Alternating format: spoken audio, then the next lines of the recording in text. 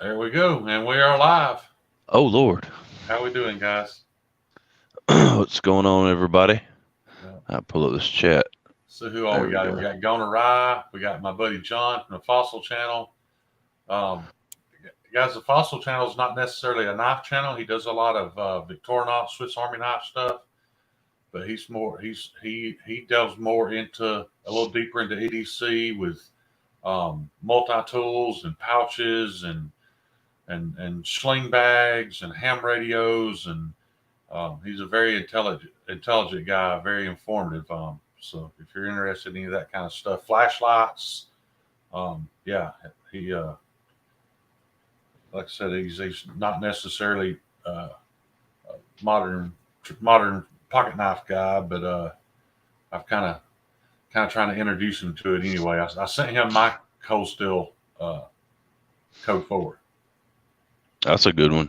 Yeah, Not mine wasn't, but that's a good knife. What's going yeah, I was on there, looking brother at that Pat man. Pat? All that is that little bar. Do you still have the rest of the knife? Yeah, I got the whole thing. It's in a little I don't knife think that would case. be hard to make, John. No, it wouldn't be hard to make. I don't have That's the kind of beside the point, though. yeah. Hey, Yeah, look, but our mod actually showed up this week.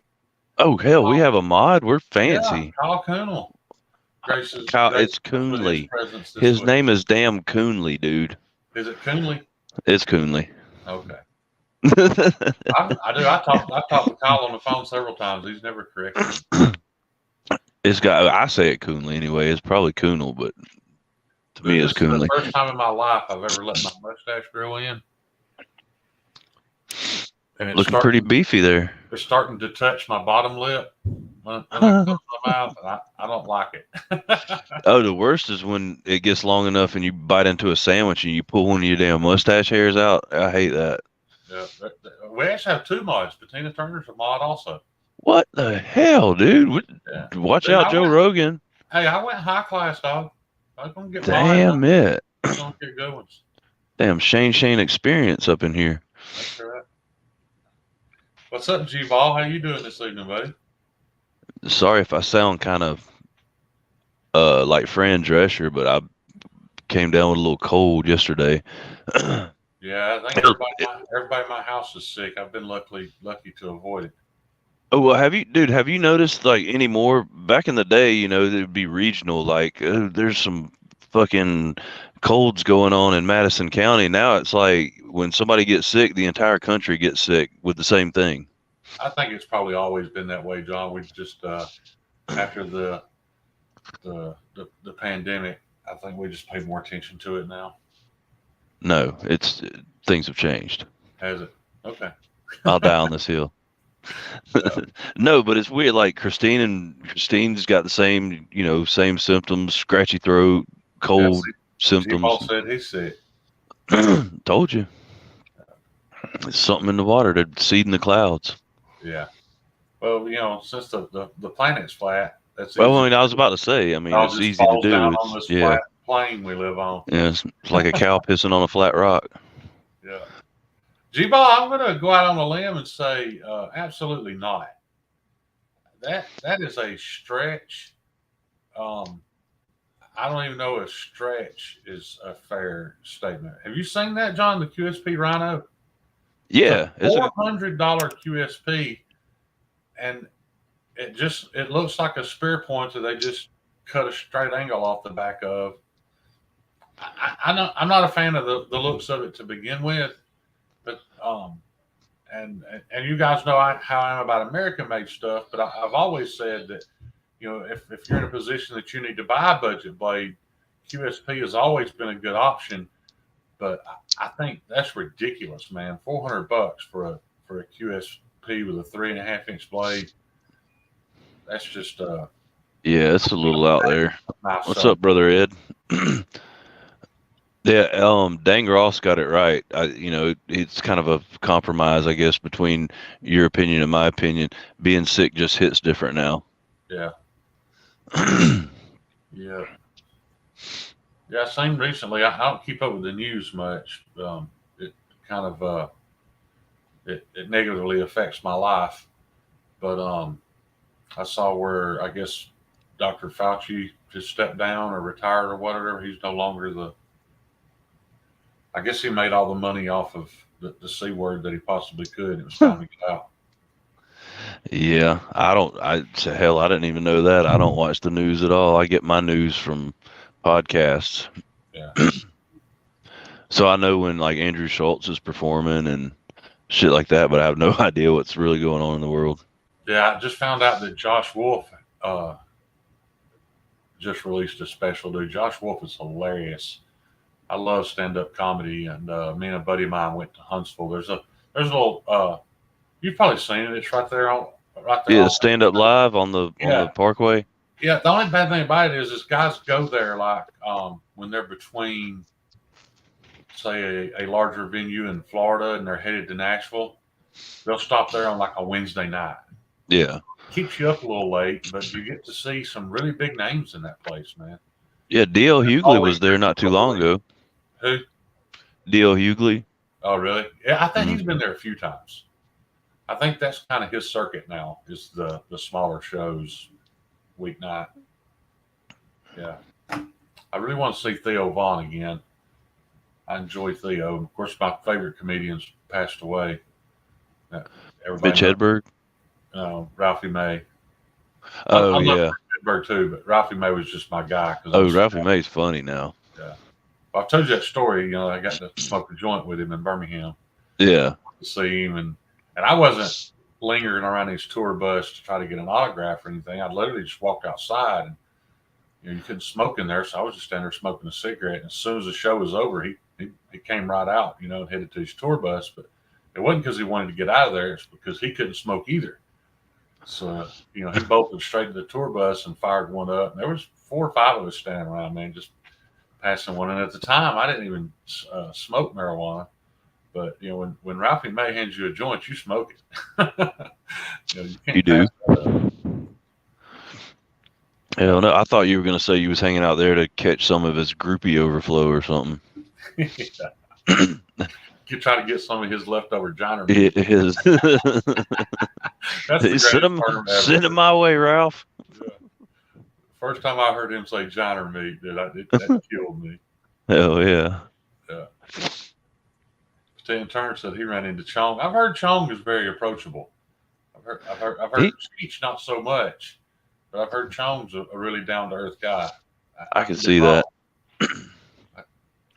So, is that true, Patina? Was he cool with bumping into him like that? He rolled up a fatty, man. And I can't believe, and maybe it's just not getting enough coverage. I can't believe it's Adamas hadn't sold. This thing's $295, and I offered it up on my just on my channel for $220. If it don't sell by Tuesday morning, it's going on knife sale for $260.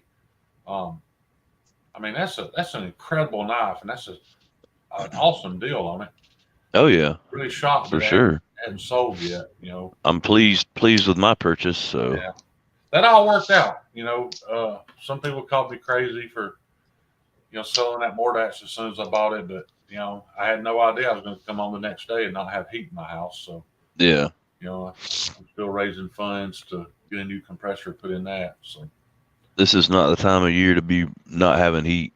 It's 76 degrees in our house right now. Yeah, it's been warm the past 3 or 4 days since Thanksgiving. We've been blessed with that. We haven't had any real cold nights. So, me and Javon went and skateboarded 5.5 miles Thanksgiving Day. It was nice. Yeah. Yeah, Javon was telling me you get to skateboard at work, man. That's awesome. Oh yeah, yes. That's all day, every day, man. Because this is a big place. The place I work in, like one lap. Are the floors pretty decent? Oh, dude, first floor is all slick finish concrete. Like it's pimp, and then the second floor is good. It's kind of bumpy. It's wood floors, but it's like old school factory wood floors. They've been worn smooth, so but it of course the boards are uneven and. Yeah. But it's still fun. But yeah, the first floor is slick finish concrete, and if you go around the entire, like all the hallways, the outer perimeter hallways, it's like right at a quarter mile. Right. Yeah, I've been trying to learn some stuff, John, about how to share a screen and all that. I'm not gonna fool with it tonight. I figured I learned how to do it. I didn't learn how. I got help from Cole and from said Stevie. But I've got a an HDMI cable coming, so I can attach my television, which is just on the other side of my computer, so I can see it just fine. Right. Because I don't like the idea of, like, right now, if I try to share a screen, I can't see StreamYard at all. I can't Yeah. see you. I can't see the comments, anything. So, yeah, I Flying want blind. some channels like my buddy over at Fossil Channel, and I've been thinking too. I wondered if it would be cool to do like a Knife Channel reacts each week. Just take either stupid or funny clips from each live during the week and kind of highlight them. Oh yeah. Yeah. For sure. Tina didn't want to do that because he always finds something stupid we say and records it. he gets some good screenshots. That dude, man. Oh, Patwana. it's hard to define funny because everybody has a sense of humor, but Tina he fucking slays me, dude. He's very what I don't even know. Like he's got a very sophisticated sense of humor, but it's he can be crass and still be classy at the same time. What's if that strange? makes sense. What's strange, is all comedians will tell you that the key to comedy is timing. Yeah. Well, timing should only work in real life, but somehow he has timing in chat. I don't understand, how that works, but he pulls it off. I mean, his responses always pop up just at the right time, and pretend that might be possible. But I mean, it was just $7 for the cable, so I just went ahead and ordered it. I ordered a new camera, hoping to get a little bit better video quality. I was looking into that, and I didn't realize that if you're using the free StreamYard, you're only streaming at 480. And so I thought, well, I'll go ahead and pay and get the 1080 streaming, but then I'm not sure what this built-in camera even is. So Amazon had a 1080p camera with a mic for $80, and it was half off for Black Friday. So it's only $40, so I bought it. So we'll see if it's any good. And I like the idea of being able to aim it. I can't aim this. I can tilt it some, but with that, I can actually do my tabletop videos and everything with it if I want to. Dude, I'd forgotten that this shaman had the CME on it, and this is the first. Which I mean, I of course handled it before. Yeah. Hanging with you, but it's the first CME I've really had in my possession for a while. I love the damn thing, man. But you know how poorly my hands work. When I bought that CME, I put it on, and I was eating lunch with Super Still Steve and Jared Neve and I'm a Knife Guy and Justin. We all went to the Bonefish Grill to eat lunch. I highly recommend, by the way. It was good food for a decent price. And Justin saw my CME on my shaman. And he was like, who installed this?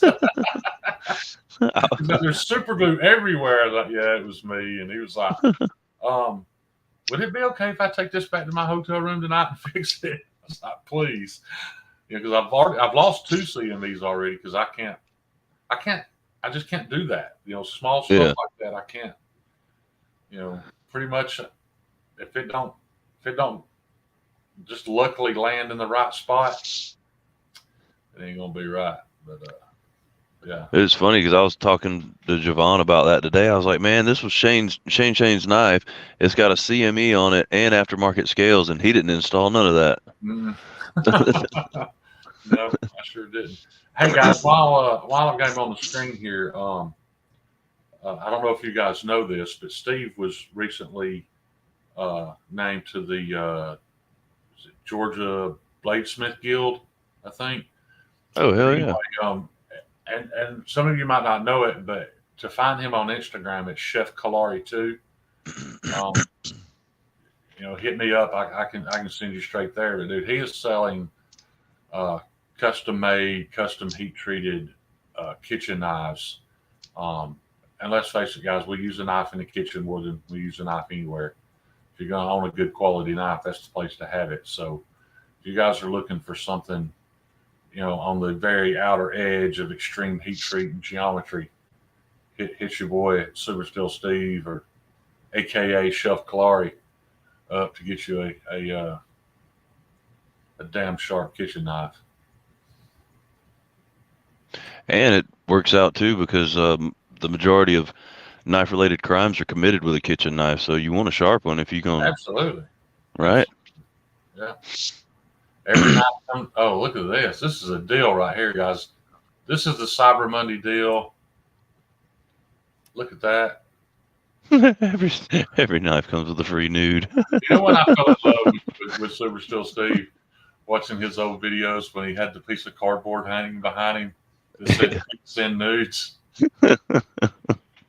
I can't imagine those two guys like spending 4 hours together talking to him because they are so different. But I would love to just sit there and listen to them. Dude, my introduction to him was at Blade Show 2019. I can't remember what booth I was at, but I was sitting there looking at knives, and I hear this loud voice behind me, and I could hear every word he was saying, and it's loud in that daggone convention center, like, already. And I was like, who the hell is that loudmouth? And I turned around, and there he is in a black T-shirt with, I think it was a black T-shirt. It was a T-shirt with the word Spyderco on it and a little stick figure fucking the word Spyderco. I was like, oh my God, dude. Yeah, that's when Steve was on his went on his rampage about Spyderco not heat treating, or they weren't giving you the HRC they were telling you they were. Right. So I tell people all the time, I'm not saying that Steve was the single-handedly did it, but now the best heat treats in the world on production knives, in my opinion, come from Spyderco, and he's at least partially responsible for that. We all owe that guy a thank you for that. Because if nobody had said nothing, they would have kept half-assing it. I mean, there's no doubt about that. That's the way companies work. If they can get away with it, they're going to get away with it. And I don't know they couldn't get away with it. He's brought a lot of nefarious deeds to light. So yeah. And I've heard it all. I've heard he's too abrasive. It can be handled different. Whatever. The thing you have to look at is was the problem and the solution. And if the man gets solutions, that's all that matters to me. Oh yeah. I don't know. He's true to himself, and you can take him or leave him. So. Yeah, I love him to death. You ever get to know the Super Still Steve outside the knife community? Just the guy. I mean, he's a shining example of a dad and a husband and family man. He's an awesome dude. Well, I mean, you don't even have to be around him and his family. Just a few minutes around him, you see he's nothing but kind-hearted. Yeah. Yep. No doubt about it. I wouldn't own a Sabenza today if it wasn't for Steve. Right. I just I asked to borrow the thing to do a review on it. And 2 days later, I texted him. I'm like, man, I'm already trying to figure out a way to start saving up some money. What's this knife going to cost me? And he told me it was mine. I ain't gonna lie, I was a little emotional for a few minutes. A little verklempt. Yeah, people don't just give Sabenzas away, I think that's the story of his, though. There's his wedding night. Bama knife guy had got a custom engraved. I'm gonna get this wrong. It's not the Zon. It's not the Sabenza. What's the other really popular dish ready? The Nkosi? Yeah, a custom engraved Nkosi for Steve for a wedding present. And that night, we all went back to. They had rented this huge house on the lake. I don't remember how many there were. I was sleeping there, but it was a bunch. And some of those guys were trying to start a fire and failing miserably, because they're trying to light a piece of paper and set a log on fire with it, So Steve breaks out the Nkosi and starts doing a feather stick. Nothing wrong with that. I mean, it's a brand new Nkosi. but still, nothing wrong with feather sticking. And then the next thing I know, he's over batoning it through wood. And I know I we should mean, all be that way, but he looked at me he, like, what? It's a fucking knife. That's what it's made for. he's using his shit. Yeah. Yeah. Hey, I Him up. as crowded as it is there, brother Ed. I'm not surprised, but we made up for it in 2022 because I got to meet you there. Yeah. So that was awesome. I'm sure I walked past him a few times, but I didn't, that I know of. Of course, I was so sick and so that my head was spinning.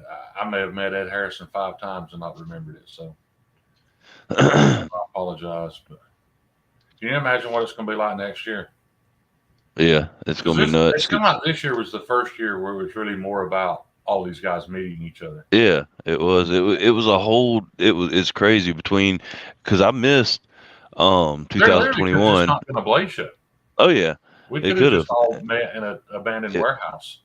It was a totally different atmosphere from 2019 to 2022.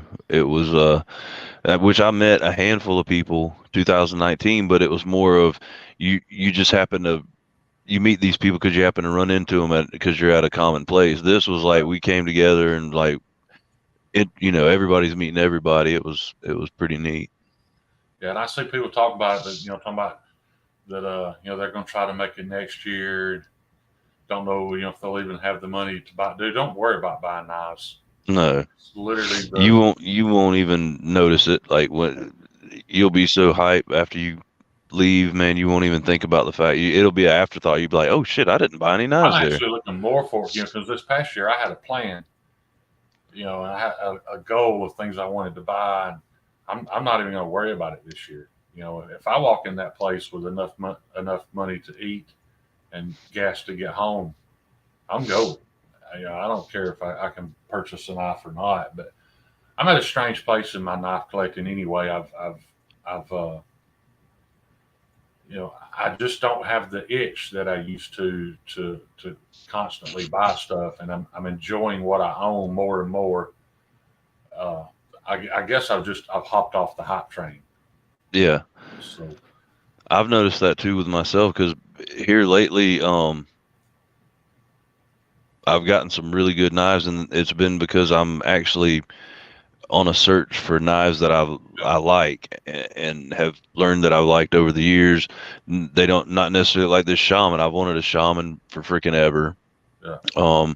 Last night I got a killer deal on NAF sale for a titanium biblio, and I mean I've wanted a biblio. Like these are specific knives, and I'm like I want this, I want this, I want this, and I get them when they come available at a reasonable price, and it makes I don't know, it's more special when you get them. It's not just every day you're getting a new knife, regardless of if it's budget or expensive. Tell me I was stupid for selling that Shaman, and the thing is, I didn't have to sell it to you. I mean, you knew, you knew what the knife was like, and it is a great knife. And still, when people ask me which is the better knife between it and the Mannix, I would still probably say that the Shaman is the better knife. However, I carried the Mannix more.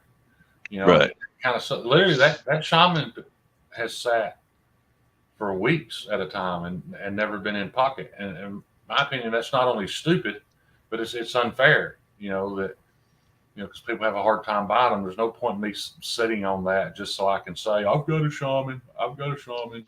That's why most of us buy it, so we can throw up a comment, saying that we own one. But I'd much rather know that somebody's enjoying it. I'm enjoying the shit out of it. I mean, I know I just got it yesterday, but it hasn't left my pocket or my hand pretty much since then. It was that way for me, and like I said, there was no reason. There was never a reason to take it out of my pocket. It just I don't know, man.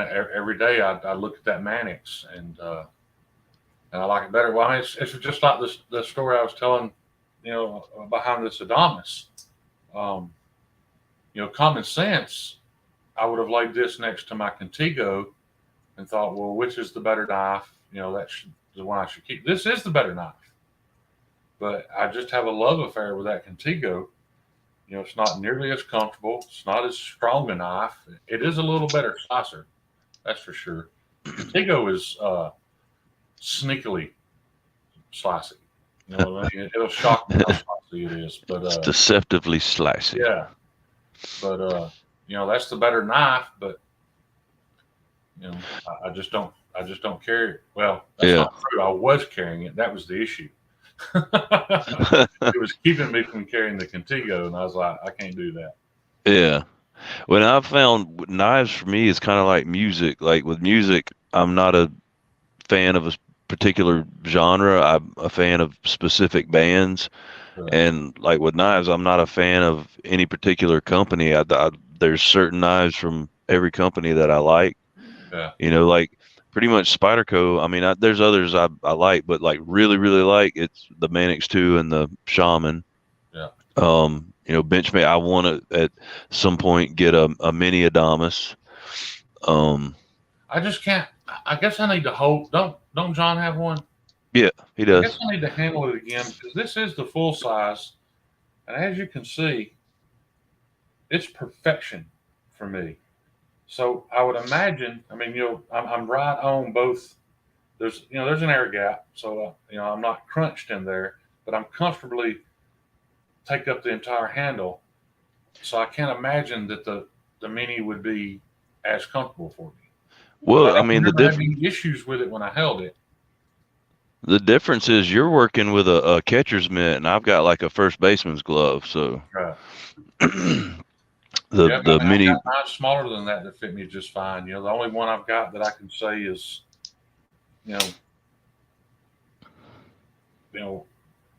probably too big as that. I mean, you say I got a ½ inch left there, and that's before the forward finger troll. If I choke up on the finger troll of that 4 Max, man, I'm what is that, 1.5 inches, 2 inches left hanging off the back.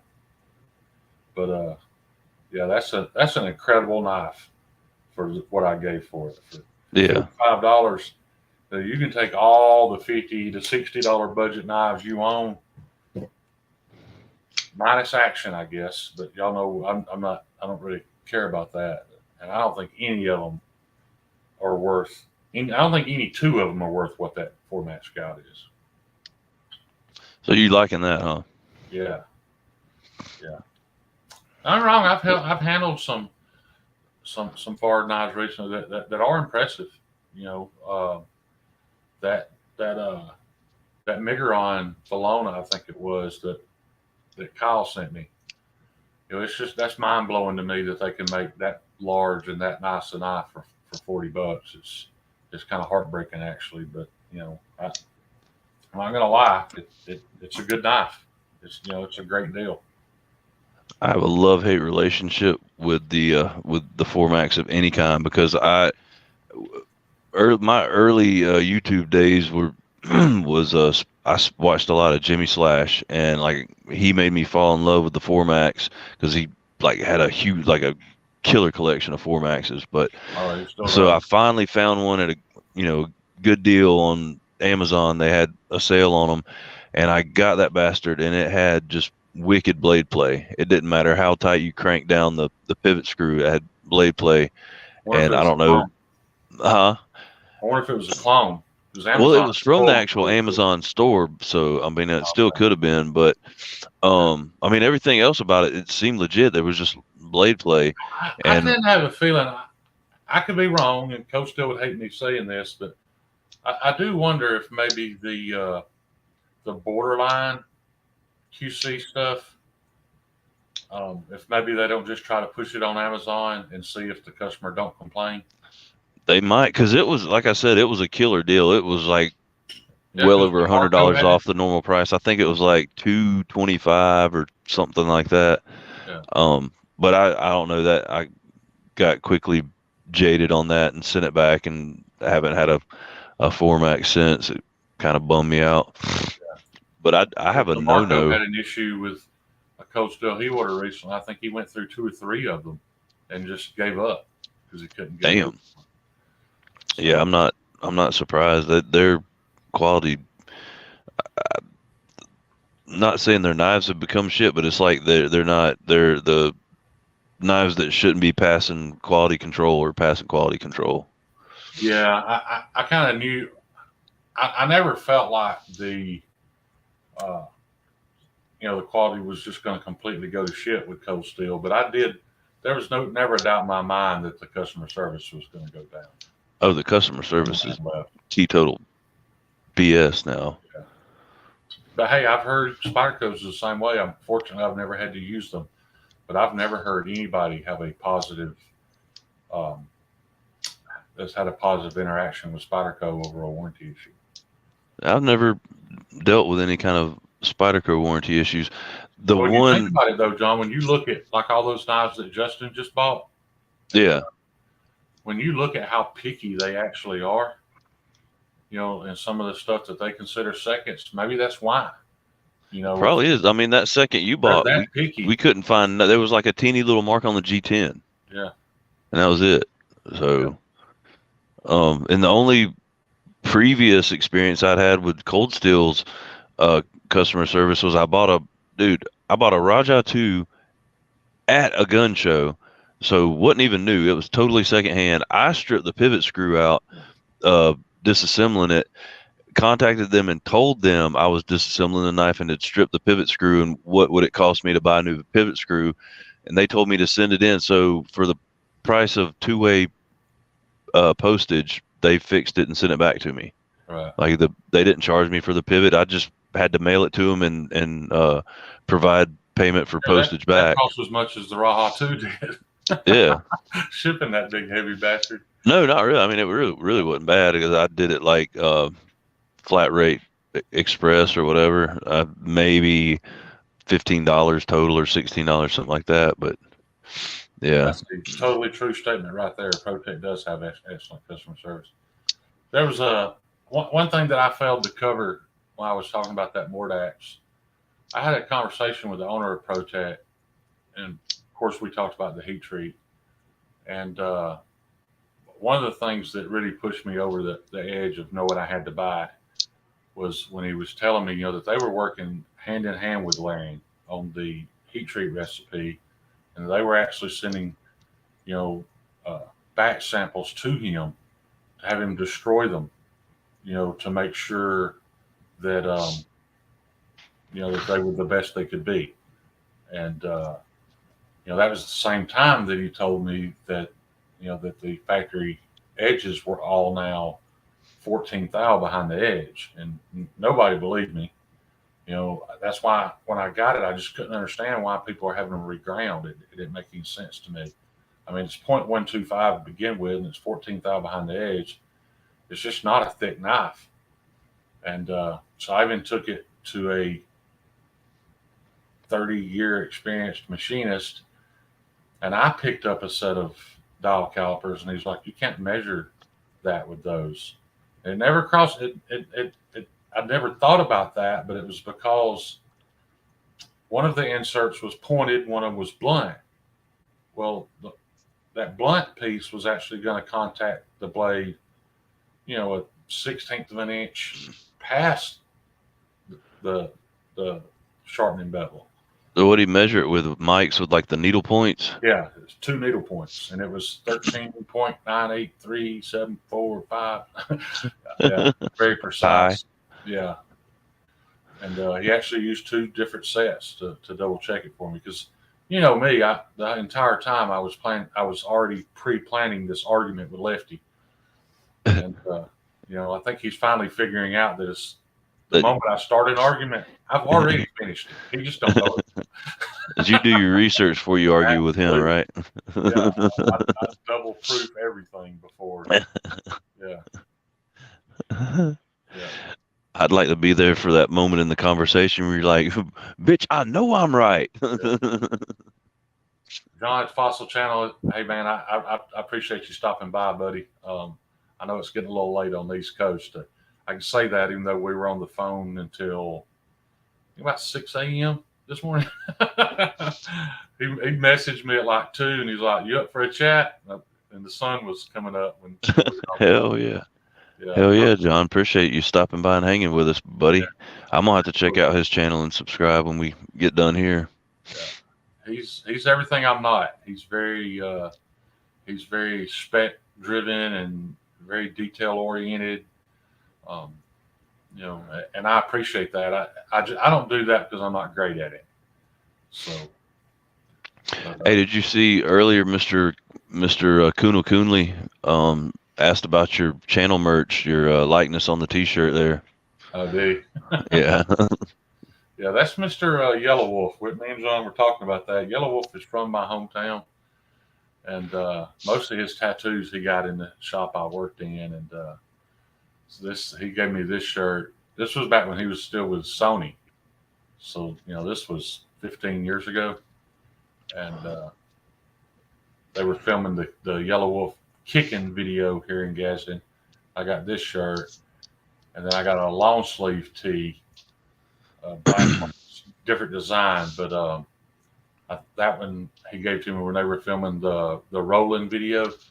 That song got really famous because they played it during the halftime of the Alabama game. Yellow's a big Alabama fan. Yeah. And there were some Alabama flags waving in the background of the video. So, yeah, that gave him a boost. In the same year, Rolling was played during the halftime of the SEC championship game, and then he made an appearance, and one of his songs was played on Sons of Anarchy. So, Oh yeah. And speaking of rolling and University of Alabama, apparently the old Crimson Tide rolled all over Auburn. Yeah. my dogs are looking really good, man. I'm a lifelong Georgia fan, so I'm very used to seeing a team that looks unbeatable and and then lose to somebody that they totally should not have. Yeah, I'm a contradiction because I'm a Georgia fan too. Because I can remember laying in bed at night on the weekends with my radio up under my damn pillow and listening to Larry Munson scream, "Hunker down, you hairy dogs!" Patina put up John's link there for the Fossil channel. I want to tell you guys one reason why I'm a fan of his channel. John works in upstate New York at a state park, doing everything from now he's not one of those guys that jumps out of an airplane to fight fires, but he does help with the fire crews. He does search and rescue. He does trail maintenance. And the reason I'm telling you that is because I enjoy watching his content and listening to his opinion on things because he actually uses this gear daily. It's not, because he thinks it's cool or whatever. He's buying gear because, it literally could be a life or death situation. So I enjoy that. I enjoy that aspect, because, somebody that I know is using it every day, and using it to its fullest extent. Which, to come full circle, is also why you should buy kitchen knives from Super Still Steve. Yeah, because not only is he a heat treat freak, but he's a chef. So he knows what's going on. Did you see the videos where he was cutting with it and hadn't he put the sharpener, hadn't sharpened it? No, I hadn't seen those. He's got out of heat treated it. I mean, he'd done the final stock removal, but he hadn't even ground an edge bevel on it. And man, that thing was just cutting through. I mean, it was cutting through tomatoes like you see on the infomercials. like the Ginsu knives. Yeah, I watched the thing here a while back on how they faked all that. The temperature of the tomatoes. How they made all that work. Yeah, well, they were underripe, and they were, I think, painted or they were forced to turn orange like that. They were really green tomatoes. Yeah. Now, Kyle, I wouldn't call it hard use. I mean, it's use, and to be honest, it's the way I use most of my stuff most of the time. But if I'm looking for a purpose, a purposeful tool, I do like to research guys that use them for what they were made to be used for, and even though I may never use it for that, Uh, I chase super steels. I love the idea of excellent heat treats and guys. I have to be completely honest. I don't need any of it. I could get by. I could get by with a Rat One and All Safe for the rest of my life and be just fine. That's another thing I've come to appreciate is the actual function and design of a knife. Because I'm gonna tell you what's also been in my pocket, and this has actually moved my folder to my left rear pocket. This is taking up my front right pocket, and I've carried it every day since I got it, and it was $35 on I think Knife Center, but it's the Vox Design Boker Nesme Pro. I don't know what it is about Vox's designs, but I love them. Oh yeah, I just wish I could get them. I hate to beat bigger. this, of course. I wish I could get them American made, and I wish I could get them with a really good heat treat. But Yeah, those blade designs don't typically aren't my thing. But I've never seen one that I didn't want. yeah. I mean, and look at that. That thing's freaking beautiful if you can see Yeah, it. Got a nice like high saber grind, yeah. and I mean the ergos Any of you on guys it are. have ever field dressed a deer and cut a deer up for processing? That's what knives used to mostly be used for, and that's why they all had belly. And now, we don't want belly anymore because we're just cutting through tape. But you know that that that's a very useful blade design if you're an Oh outdoor. yeah, yes sir, brother Todd. It's 100% a cool little fixed blade, and it's useful as hell. I mean, it cuts like a damn dream. I'm thinking seriously about getting uh, my Bradford reground. I love the little knife, but it's just something about it being so small. Um, I don't know if I have something this small. The only the only thing I can ever think to use it for is fine slicing, and I'd like to. I mean, don't get me wrong, it's pretty slicey now, but I'd like to get the most I can get out of it. But because I don't need it. It's not super thick, but I don't need it that thick for something this small. And like Jerry Neve talks about the handle doesn't suit hard use anyway, and No, neither does the blade length. So I'm thinking about getting it reground. like Maybe with a hollow grind. yeah, I might send it to BGM. I've seen Yeah, I guys think get that'd the be shaman sick. reground. Um, I've seen a couple of reground shamans. I don't think they need it, but everybody has a different purpose. What they buy a knife for, and if you want the shaman to be the sliciest knife you own, then hey, go for it, man. That's what you want to do. Yeah, I think this one here is plenty slicey. What's up, brother Blumpkin? Good to see you, man. Have you sharpened it? Or No, I stropped it. That's all it needed. I mean, I now there's a stropped it. spot. There's a spot about seems like it's Yeah, about a quarter of an inch into the belly. yeah, on the I show can't side. see it.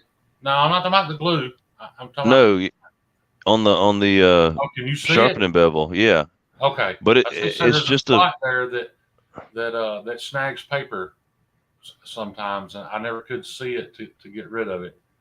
yeah. I could see it. I like I said, I just gave it a few passes on the strop, and it was good as new. I This is my first experience with M4, and I didn't know it strop back so easily. It Let was. me ask you, who is it that started that?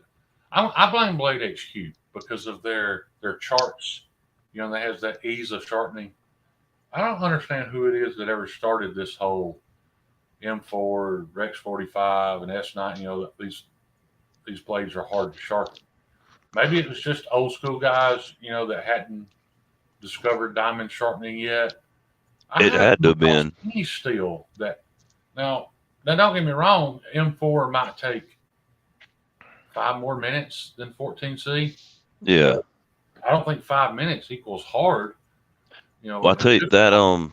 that Atoma 140 grit stone is a great equalizer of all steels. Yeah, I've got one. I got one for Christmas last year. I posted on Instagram and said, "Diamonds, that'll shut him up." Right. Yeah. What Kara Neves said something about it on a live stream one night that was hilarious, talking about it'll like wreck your dreams or something. It's so aggressive. Like I don't know, I but it remember was that. true, but funny. I remember that. Yeah. But yeah, It hadn't been long ago either. no, it was a couple weeks ago at the most, maybe. But yeah, It sounds horrific. I it mean, does. it makes you feel guilty that you're even doing that to your knife because I mean, you can just hear it just tearing the steel away. But Yeah. God, it makes such a difference, man, when you do your profile something. I'm pretty sure that shaman's at 17, John. I'm pretty sure that's Yeah, what it's. that was I 17. think it is. Yeah. Which is that's what I normally sharpen everything at about 17. That's good right there in the I don't know what it middle. was factory, but that 17-degree bevel that's on it now is a lot wider than what was on it. So that, It's not a I had to not a guess huge it amount. probably. I mean, it's not hugely wide. I'm just saying the factory bevel was a lot smaller. So it must have been around 22. I'm guessing probably 22. I didn't even I realize that Spyderco uh, did edge angles that high an angle. But it was supposed to be a hard use knife. But yeah. M4 It's at 17 is just fine. it's definitely one of the most solid Spydercos. Yeah. Well, uh, it's not solid at all compared to that one that A to Z EDC's got. Which the Velatin? Yeah. Yeah. I'm still going to call it the Valaton. Valaton just don't right to me. Because when he said it, I believed him. He told me it was a collab between Hinder and Spyderco. And I was like, oh, I got to have that. He's like, Right. Hinder didn't really have anything to do with it. He said, I just tell people that because it's so overbuilt. Yeah, Yeah. that's the most overbuilt Spyderco I've ever witnessed. Yeah. I guess the Subvert's fairly overbuilt, but the materials don't equal up to what the Right. Latin is. Yeah. I just Yeah. That know it was a because he's going to Spyderco message and me Butch one day and tell Velatin. me that he'll sell me that knife and I'll be broke. It's just going to kill me. He goes, while I got the money, you won't sell it to me. Well, we found them for sale and showed them. Yeah. I can't remember what site they were on. Yeah. Yeah. You told I think it was DLT or somebody like that had it for like Yeah, something like that. Yeah. It's got a I can't cool look remember to what it plate too. steel that thing was though. It was a super steel, but I don't remember what it was. I don't either. I mean, it was like true wear. It was something up there. And I was really impressed with Jeff's edge too, man. Uh, the edge on that knife was very impressive. I hadn't even seen his. I don't think. Well, no, I did. I handled one. Butch Velatin had one at his table, 2019, and I handled one there. What's up, Ant? So, you guys throw up in the chat there and let me know if you joined the Blue Creek Knives Knife Nerd Club. Because it's kind of strange. It seems like all the content creators had the same idea. We all joined it with the idea of using it for giveaways. So you guys might get bored with that because there's going to be a lot of channels giving away the exact same thing. But that just means there's more chances for more people to win it. Well, I tell you, I'm a big dummy because I've had a damn Blue Creek Knives affiliate link and discount code forever, and I keep forgetting that, which I hadn't made a whole lot of videos, but I keep forgetting to put it in the description. Yeah. And Brian's a good fella, so looking for some affiliate links, and I'm just over 100 away from hitting 1,000 subs, but I'm still almost 2,000 hours away from having my watch time. I guess I did a few too many shorts that kind of hurt my watch hours, but I'm not worried about that. But I would like to get some affiliate links with some people that I'm not going to sell my soul to just anybody that's willing to do it. I want to I want to do business with people that well, like Brian, I'd gladly have a Blue Creek, because regardless of what he's selling, I know he's waiting on an order from Spartan right now, so I know he's going to carry some American stuff and some higher end American stuff. But I just like the way he went about it. Yeah. He got in the chats with us. He befriended us, and I don't think anybody did a better job of that though than Benjamin Belkin. Then who? Ben Belkin. Oh yeah, yeah, yeah. What I loved about Ben was Ben. I mean, he might spend 2 or 3 minutes talking about his knives, but you remember the night we were on for 3 or 4 hours talking about our favorite movies? Yeah. And, it wasn't like when we got done talking about Jack Wolf, he just checked out. No, man, Right. he hung out and No, talked when shit for 3 hours on the live stream that had nothing to do with knives at that point. when Benny's on a live stream, he's not a guest. He's a co-host. Like he's in it. Like he's right there in the chat. He's one of us for sure. Yeah, I like that And too a lot. yeah, and Brian is too. Which another thing he carries, designs by our friends, Lefty and KC. So Yeah. that's another cool thing. Yeah, I'm pretty proud of Kevin there. I mean, there's, I know he just did his first American built knife, and in all honesty, he didn't have to do that. His Chinese knives were selling just fine. He didn't have to do that. So that's a valiant effort on his part. Well, and also the thing is, he didn't do it to appease anybody. He did it because he wanted to do it. Right. Which I think that's the one I'm gonna save up and get. I really want that American-made growler. Yeah, but that's one thing we have to remember, guys. If it don't sell, he's not going to do it again. I mean, He can't.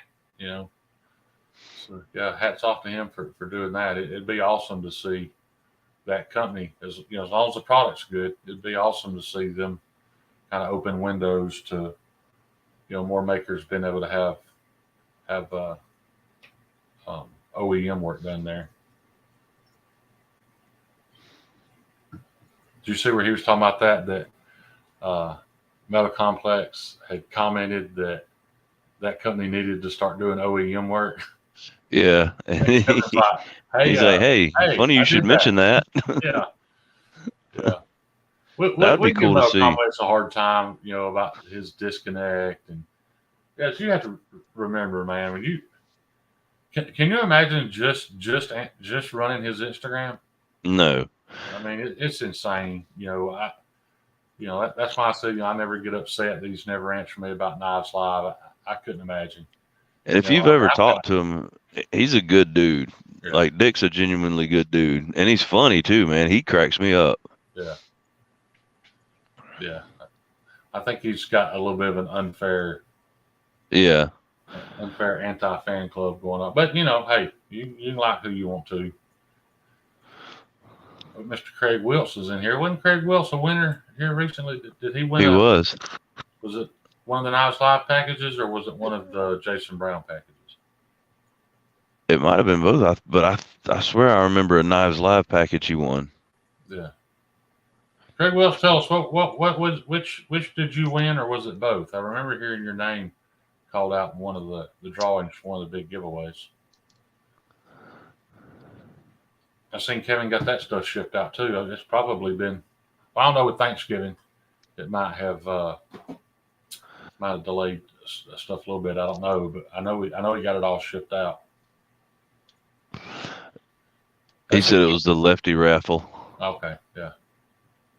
Congratulations, man. Did y'all see where Rusty Knife Lover won that on his birthday? Today on his birthday. Oh yeah, that was cool as shit. Because a couple of people had DSKSFS their guest to him. Yeah. But he didn't need it. He did it on its own. I bet that was a really happy moment for him, man. Hell yeah. Then old Jerbster called it. He was like, said something about I'm gonna just say right now it's going to Brother Rusty. Yep, it did. Proud for him on that. Mr. Ian Coates is up in here. We ain't even showing Ranger eye patches. 'Or, What's up, Ian? Ian? Coates is up in here. We ain't even showing Ranger eye patches. Or, yeah. What's up, Ian? What's up, Ian? What's up, Ian? What's up, Ian? What's up, Ian? What's up, Ian? That Kyle, you're a damn shit stir. I swear to God, man. That had me so tickled, dude. Kyle just, and what was funny was, uh, we got tickled because we assumed that John was ignoring. It was just pure luck. John just kept missing his message. Yeah. Yeah. Because I told him, I was like, well, man, just keep at him about it. I was like, I think that's the closest I've ever been to making Javon mad was when I asked about this spreadsheet during Knives Live. He paid me back though, because that's the only bad thing about Knives Live that time of year, guys. My email is useless for 3 weeks because what y'all understand is John forwards every one of those to me. I don't know why he does it. I don't read them. I don't know what to do with them. But every single one of them to me. I guess just that there's a second record. But it scares me because there's emails that I'm looking for that may be, 5 minutes worth of scrolling, hidden amongst all those Knives Live. That's funny. We were talking about the temperature. I've got a fan on underneath the table. I'm sitting here sweating, and I don't This is cooling your balls off. I don't have any heat in November, and I'm sweating. I'm not getting shirtless tonight. He's not freeing the puppies, y'all. Yeah. Did you see that? Oh. I paid off my hand job debt to Satisfaction. Did you? What? They were doing a giveaway one night, dude, and I may or may not have consumed an edible prior.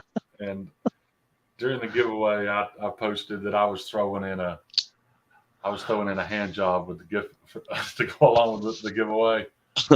And Irish Bomb Squad won it, but Maddie was so excited about it in the chat that he DSKFS'd my hand job to Satisfaction. So the other night, or last night, when I went on said faction, I was on there for about an hour. I told everybody if we could get $10 worth of super chats, I'd take my shirt off. I think he ended up getting about $30. Hell yeah! All said and done. Yeah, it was the same situation. I can't believe it's hot in his house. We haven't had heat in a week, and it's November, and it's literally in the upper 70s inside the house. So no shirtless Shane tonight. But if we play our cards right later on, we might get some sudsy bathtub pics. That's entirely possible. Entirely possible.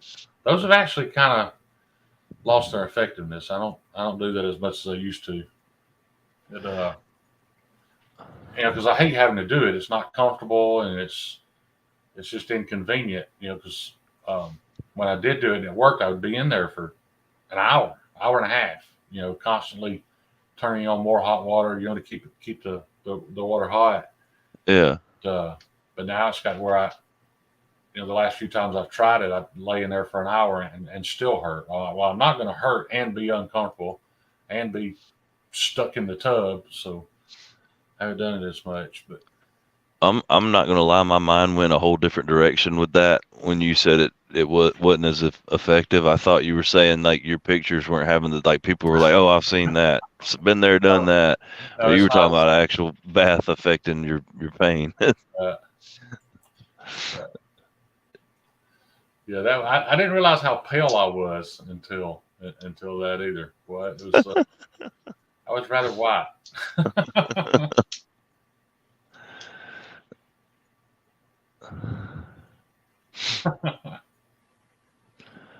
I received a pic of what I thought was a thumb, but Shane was so proud and winking at me, so I don't know.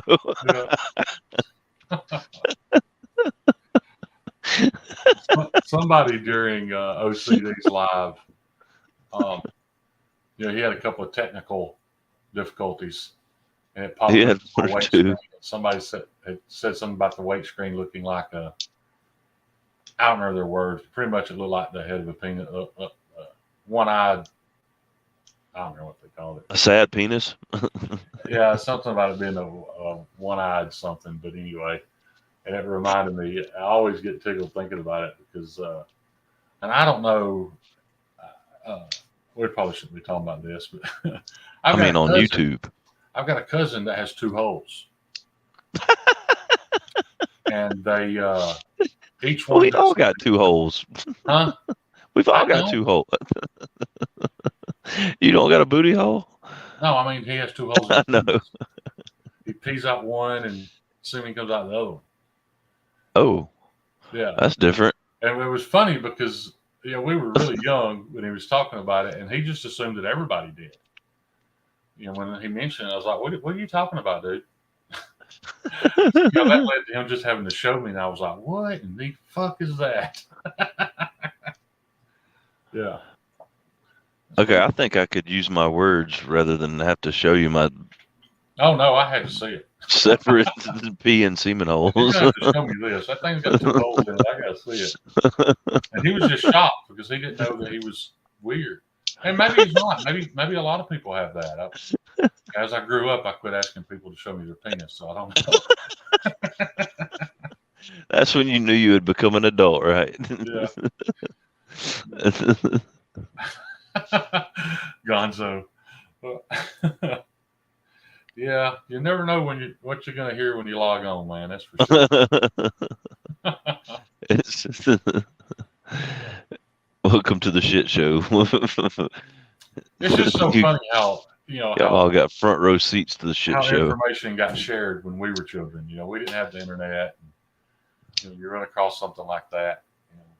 There may be 20% of the male population's that way, and I just don't know it. But it's just.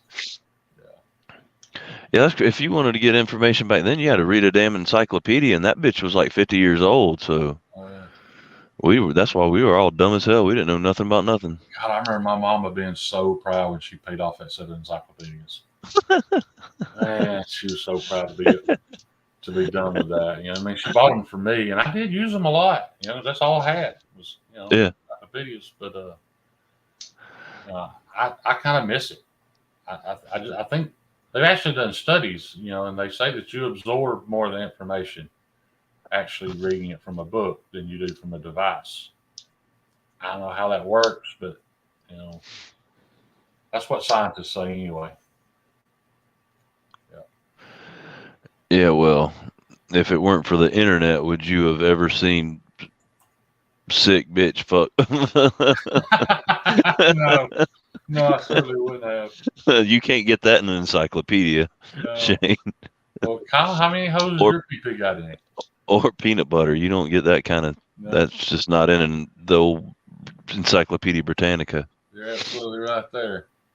How many I just don't understand why things like that had to happen to me. Why couldn't I just, discover things the normal way like all the other kids do? But looking back on it, though, man, that kid was pretty smart. Like I said, he discovered his uncle had a porn collection, and he would sneak down the basement and take one. He was scared to death of getting caught, so he would take one, and he would rent that porno at to his buddies. We were all in middle school. I mean, we were all 12, 13 years old, and he was renting it to us for $5 a night. So he was making $25 a week in middle school in 1984, whatever. That was a lot of money for a 12, 13-year-old kid back then. That kid pretty much invented the black market. Yeah. And what he would do is, that weekend, because he was going back to his grandmother's, his uncle lived there, with his grandmother, he would take that one back and replace it and get a new one. So, you had to come up with a way to make $5 a week to get the latest tape. The problem is he never knew what he was getting. He didn't have a chance to preview them, and that's how I ended up with the peanut butter disaster. That was that. See right there. That was that's the olden days version of a Pornhub membership. Yep. $5 a week. Can you imagine the yeast infection that little girl had? Having an entire peanut butter inside of her. Was it chunky or creamy? It was creamy. I was very creamy by the time old Ron Jeremy got started. We come running out all creamy and slimy and running down the crack of rice. You think I'm kidding, dude? I didn't watch porn or eat peanut butter either one. Mudslide. Oh, it was horrible, man. Had to put away the Jergens and the tissues. That was not necessary. Gonzo's he's a little sick to his stomach right now. Yeah. Yeah. You had to understand how excited I was, though, Duke. I mean, that was unobtainable. At 13 years old in Alabama in 1984, you just couldn't get your hand. You were lucky if you could catch one of your grandpa's Playboys hidden off somewhere, but an actual movie, man, that was just, Yeah, the most action you could get was family reunions when your cousins came over. yeah. I wasn't really into cousins. Mom was sisters. I'm your You know how many sister. times I've had to I'm your explain that? sister. Wait, no, you are my sister. You know how many times I've had to explain that? She was I mean, she was not my stepsister when we met. Our parents just happened to get married. But but anyway, the burning question is, when your parents got married, did you stop? absolutely not. So I mean, you what were was the point? We were grandfathered in. their grandfather. Oh, I like that. I like the way that works. Yeah. If you're already doing the deed when the parents get married, I mean, hey. Yeah, that was just curiosity, Kyle. That's a different situation. I wasn't. I mean, Brandon said, I need more beer for this conversation. you just never know on here, man. That's the way we roll. No shame in our games. No, I'm. I have some moments in my life I'm a bit ashamed of, but most I all have those some moments I should be ashamed of, but yeah. I mean, I can't change them. I think one of my most shining moments was Halloween one year. I was at the girl, actually Marley's mama, the girl I was married to at the time. She had to work that day, and I didn't have to work, so I was doing stuff around the house. So I went and picked up a case of beer, and when she got home, I drank that case of beer. Well, our friend um, Wayne that we worked with was having a party at his house that night, and he had told Amanda at work, "Hey, I'm having a party. You and John come over." So she got home and she said, "Well, Wayne invited us to a Halloween party tonight." I said, "Okay, let's go." Picked up another case of beer on the way over there, and as I'm finishing it off, my buddy Robbie comes out of the kitchen and twisted my arm and made me drink shots of Crown with him. And so that night, and now I just recently learned this, but when your body evacuates itself of all liquids, it's your body's way of saying, "Hey, this shit's about to kill us. We need to get rid of it as quick as possible." So I mean, it's all the floodgates are open. Mm-hmm. Well, I faintly remember this. I was kind of going in and out, and I can remember Amanda walked into the living room, and I'm on the couch with my pants down to my knees, and I said, "I peed. I peed real bad." Well, she's like, "Oh dear God."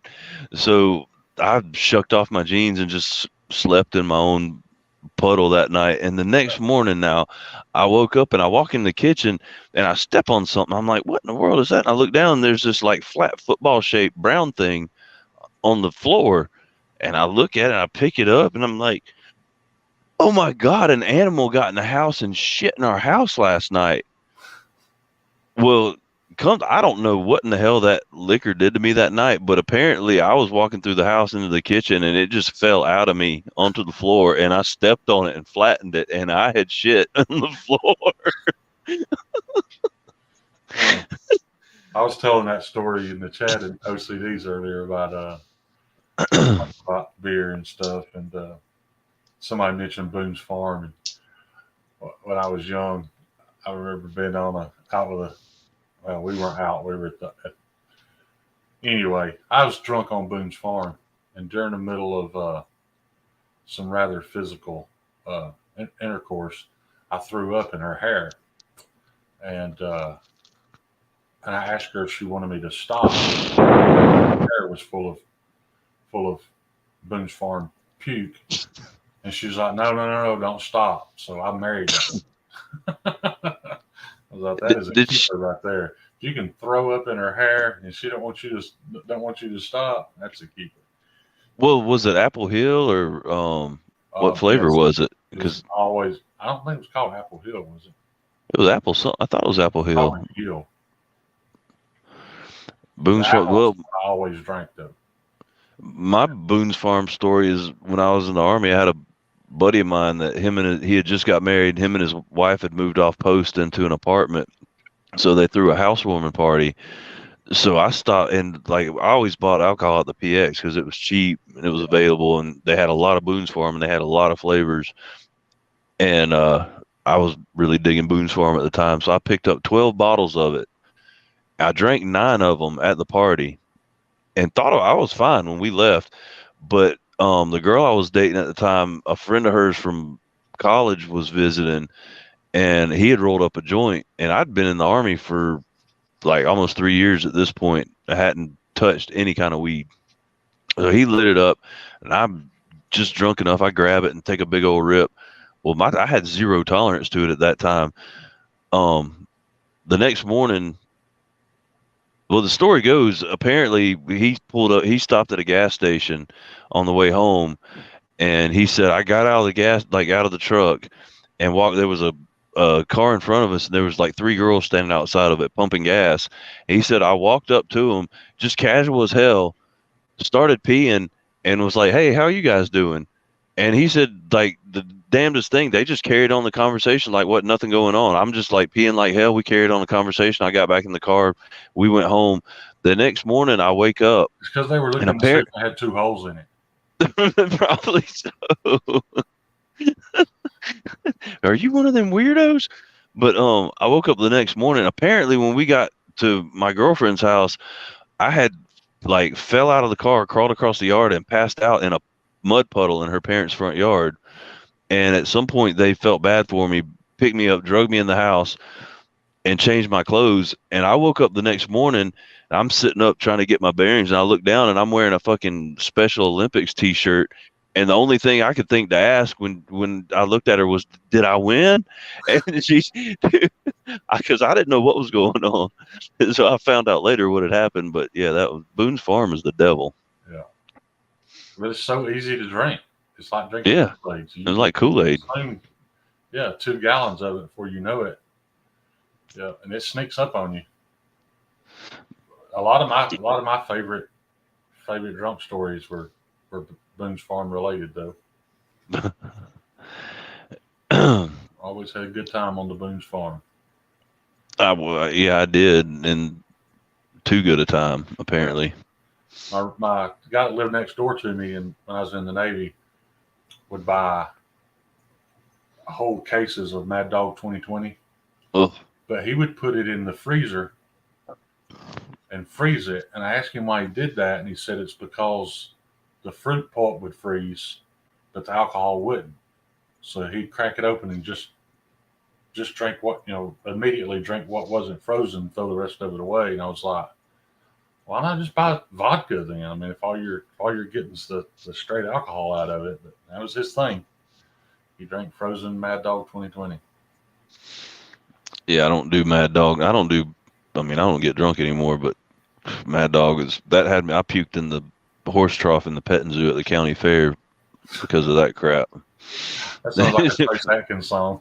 It does a little bit, don't it? It's a hell of a country song, but I damn sure did. But I stopped. They had a little booth right next to the petting zoo called it was the watering hole, and it was basically they had beer and stuff. And I like pounded 3 bottles of Mad Dog on my way there, and then I was like, oh shit, let's stop right here. I need to get a beer, and that beer didn't sit well with the Mad Dog. But so by the time we got into the petting zoo, it was coming whether I liked it or not, and I just heave hoed into the horse trough, and we got unceremoniously asked to leave. Yeah. That's a good question, G Ball. That's I feel like I got lucky that there was nobody on after Justin on Sundays. Um, gosh, trying to think of a night where there is a. Uh, I know there's a time slot during Saturday that's not being used. Um, I think it's like the hour, or I think there's like a 2 hour gap before Jared Neve comes on that I don't think anybody's live for. because I started to do that one, but then I think I'm not always home on Saturdays, so that's why I didn't pick it. But yeah, you can always look at Scott N's live schedules and look at his Saturday. I'm pretty sure there's at least an hour, maybe 2 hour gap from like 5 to 7 Central Time on Saturday before Jared Neve or before Lefty or said Stevie, because they're on at the same time. Because I was actually telling Stasa that, he was thinking about doing more lives, but he didn't know what slot he would take.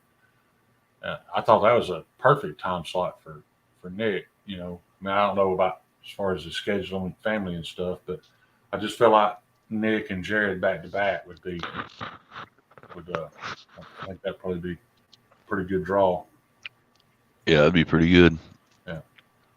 But the other thing too, G-Ball, is it's going to come to a point where it's not, we're going to have to quit worrying about it because it's just going to get to the point where there's no way not to step on somebody's toes. And the good thing about it, I mean, is they kind of end up being like little, very not well produced podcasts. So if people want to go back and watch them later, they can check them out because they stay on your channel. Right. Which I know on the it amazes mobile. Me how many people watch this one after the fact. Yeah. I mean, let's face it, it's not very good. It's not even knife related. It just shocks me that, it always ends up with, 180, 200 views, which, there's only 34 people in here now. So somebody's going back and watching it, and I'm more than appreciative. But well, it was pretty damn good till you let the riffraff in and had me on here. Yeah. No, this is much better, dude.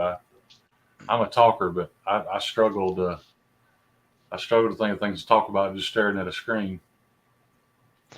Yeah, I mean, I know how that gets, and like I told you, those awkward silences seem way longer to you than they are actually in real life. Yeah.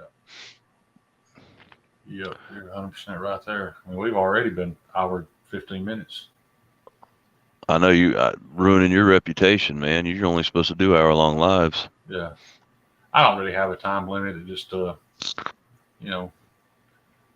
I run out of things to talk about or I get to hurting, then I call it. But well, not to steer things in a more knife-related direction, but is there, aside from your unit going out, is there any sharp, pointy, stabby things you got your eye on in your horizon?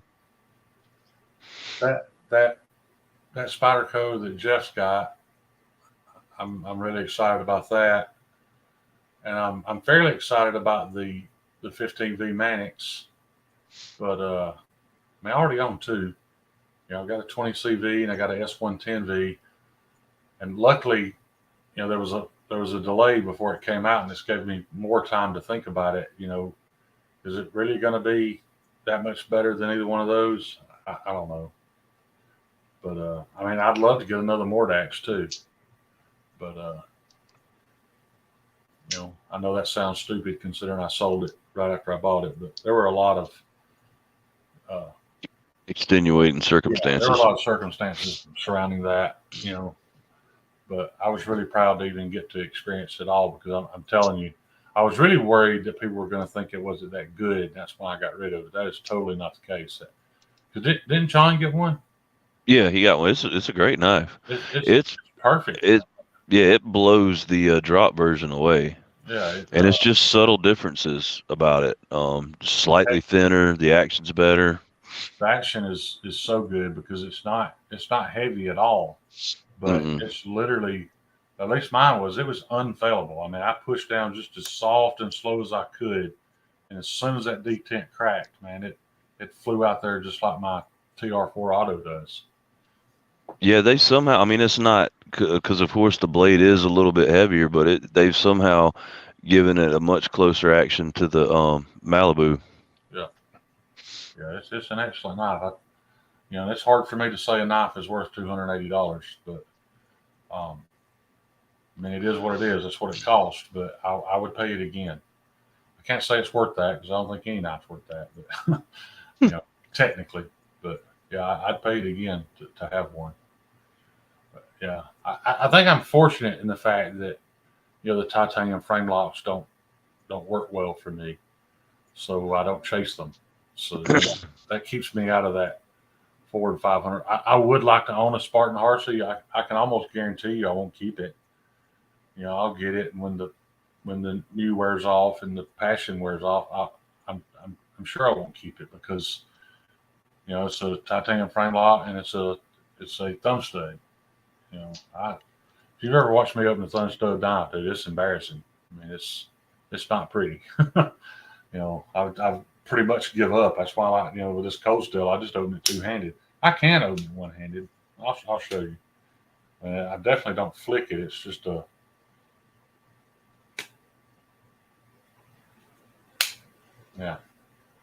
not very fidgety. Well, I mean, that's a big ass. That's not a fidgety knife anyway. So No, but I know people that can flick it. I can't flick. I couldn't flick the Penguin, QSP Penguin when I owned it. I had to slow roll it. you can give it the old Shabazz wrist action. Yeah. I'm one of the few people out there that wish that flipper tabs were still a big thing.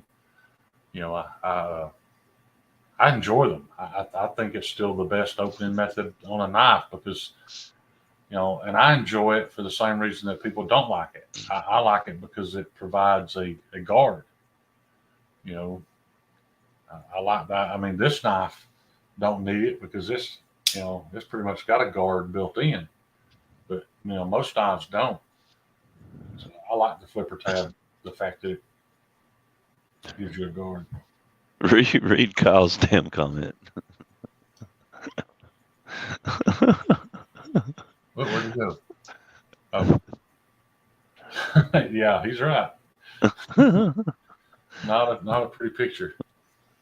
The only two thumb studs knives I have that I can open fairly well are my Contigo and my Crooked River. That Crooked River is the smoothest Benchmade knife I've ever experienced. That thing's got such good action. It's so smooth. And it may just be that I bought it secondhand, so it's just broke in just right. But it's near perfection.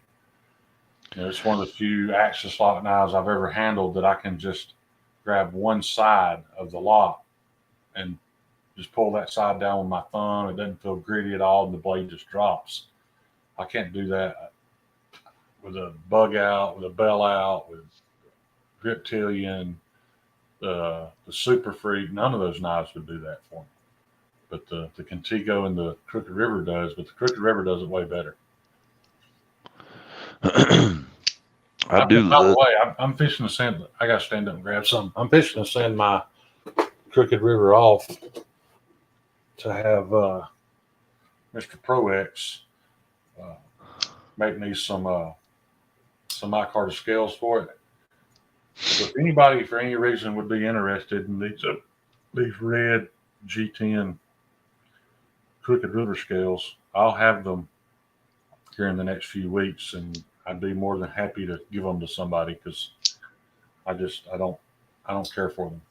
I like red scales on some knives. I just don't like it on that knife. So anybody's interested in those, hit me up and I'll ship them to you after I get the micarta. Well, I'm going to leave it with you for a second, Shane. I got to go make sure I don't pee myself tonight. Well, actually, Don, I'm fixing to have to get off here, dude. I'm literally pouring sweat. Oh, Lord.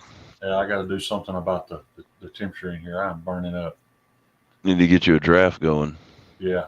I got my fan on, but it's only blowing on my legs.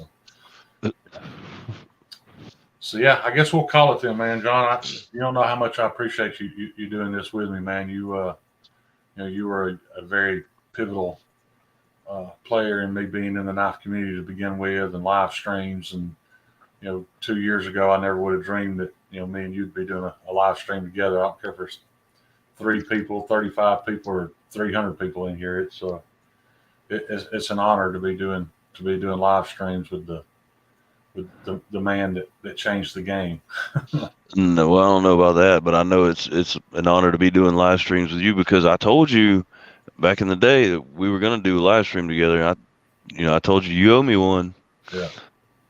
So I'm glad. Like I said, man, glad you're get your channel back ramped up and rolling, dude, I'd be more than glad to swap weeks or whatever you want to do, man. I ain't greedy at all, but yeah.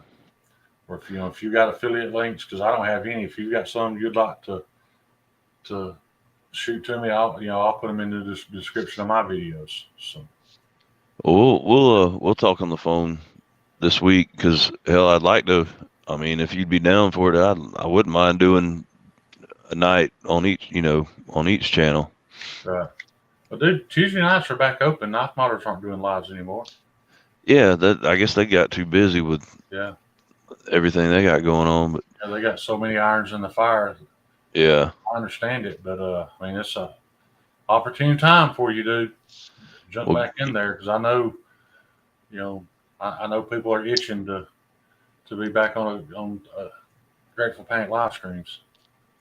Well, yeah, I'll give you a holler this week, and we'll hash some things out. But and I've got some things in the work myself as far as getting some more lighting. I'm getting slowly but surely getting the pieces in place to I'll tell get you, back like rolling. Grunt told me, F all that, just do it. Improve it as you go, but Yep. do it. If Hell yeah! I'd waited till I had everything I wanted, John, I still wouldn't be making videos. Yeah, that's true. That's very true. But I'm just making it happen at this point. That new camera I bought may be worse than what I've got, for all I know, but I want to give it a shot. Because like looking at our screens now, you still look way clearer than I do.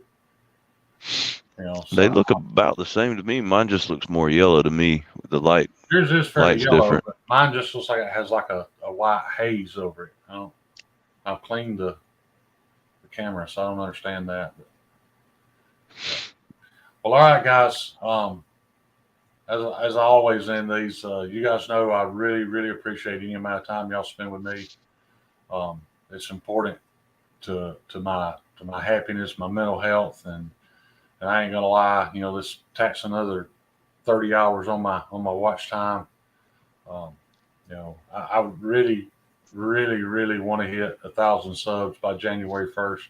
That's my 1 year anniversary with YouTube. So, anything you guys can do to help me out, use those secondary giveaway accounts. I appreciate it.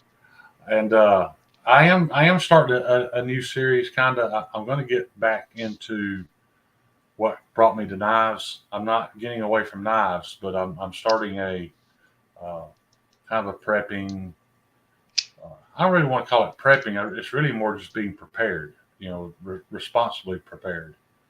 So I'm going to start doing some more of that. I put up my first video yesterday on this little item right here, and like I said, there's no affiliate link. I don't make anything off this. I just really feel like every head of household should have one of these in their home.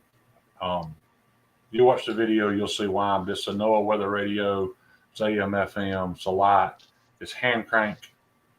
But it also has an internal battery that'll run the radio or the light for several hours. So, yeah. If nobody watches it, maybe I'll stop. But that really was the passion that led me here to begin with. So, well, I'll definitely be watching it, brother. Yeah. Well, all right, guys. I guess that's going to be it. We're going to call it, man. Apologize if it wasn't more knife content than what there is, but I appreciate you guys hanging out, man. It's always a good time. It's peace. Love y'all. Love you guys. Y'all take care.